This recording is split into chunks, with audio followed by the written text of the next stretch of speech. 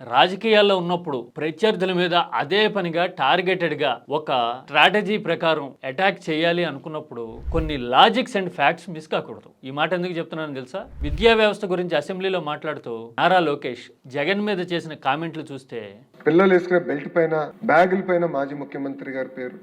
Yes, ఆయన ఇదే logic miss అయ్యారేమో అనిపించింది. రీజనల్ పార్టీలు ఎక్కడ అధికారంలో ఉన్నా కానీ మన రాష్ట్రంలోనే కాదు, పథకాల విషయంలోనూ, ప్యాకింగ్ మీద, బోర్డుల మీద, ప్రకటనల్లోనూ నాయకుల పేర్లు బొమ్మలు వేసుకునే సంప్రదాయం ఉంది కదా, అలవాటే కదా ఇది. మనం కూడా ఇప్పుడు అదే చేస్తున్నాం కదా, గత ప్రభుత్వం మీద ఆరోపించి అతడి కంటే గనుడు అనిపిస్తున్నాం కదా. ఇదిగో చూడండి, ఇవే రుజువులు కదా. మరి ఈ లాజిక్ మర్చిపోయి ఎందుకు ఇలాంటి ఆరోపణలు చేయడం?